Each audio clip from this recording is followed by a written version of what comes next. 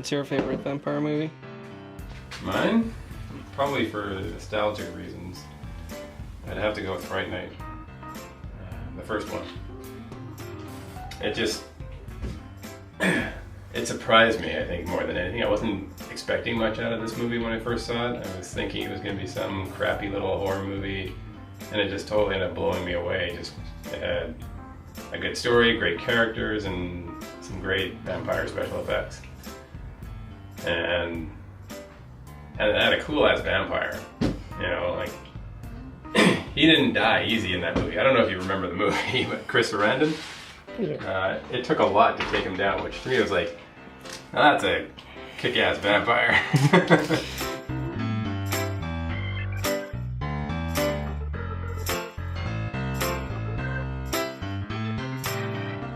So, yeah, there's sort of the, one hand.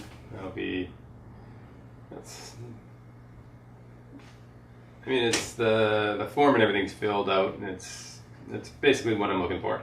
I'm pretty happy with it. I mean, people aren't going to be looking at it under a microscope or anything.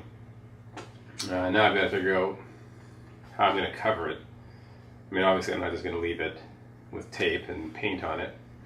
You have to put some sort of, there's like with my other hands I've used some sort of corpsing technique to, just give it sort of a coating of something that helps it keep weatherproof. And just give it that extra layer of texture you want. This is the new challenge for me because I kind of want to try and keep it very close to the mask's texture, right? Which is more of a skin, more of a fleshy texture. So I don't think corpsing is really the thing I want to do here. I don't want it to look all shriveled and old.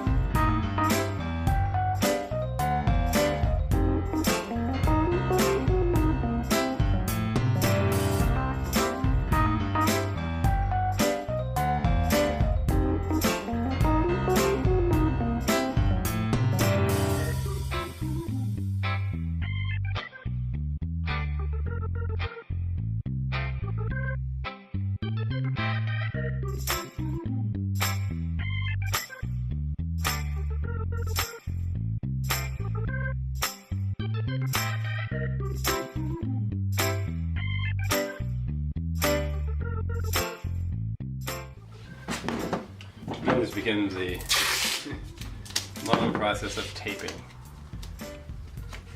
Go through a lot of tape.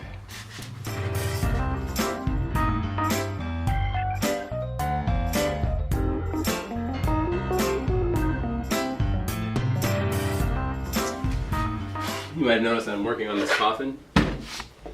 This coffin, which is about 75-80% finished. I got a few other finishing touches to add to it. I'm going to put some handles on it. It's supposed to look more of a finished coffin that's going to be in the funeral parlor display. I tell you though, Adam,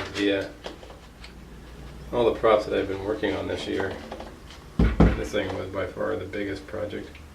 Yeah. Yeah. I mean, it's looking good. It doesn't look like much. It's a pretty simple Simon coffin.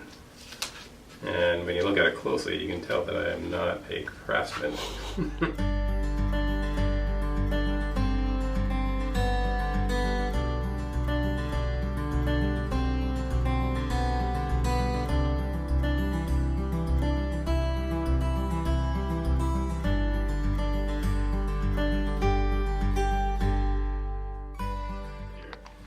And you get it all set up and you get it out there, and it's like, you know what, actually that sucks. It doesn't look good there at all. You end up moving everything around until you find something that you like, right?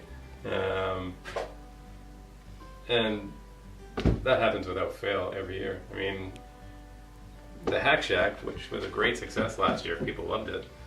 That was not at all what I initially had in mind when I set everything up, and it just kind of comes together, hopefully, by the time you're you're through with it. But yeah, no, it's funny. You know, I get very, very ambitious when it comes to Halloween, and I start, you know, my mind starts thinking about all these crazy ideas, all these things I want to do. You know, and I'm lucky if I get half of them out there. And just the goal is every year is just to just up the ante a little bit, make it a little better, hopefully each year, and give people something to look at.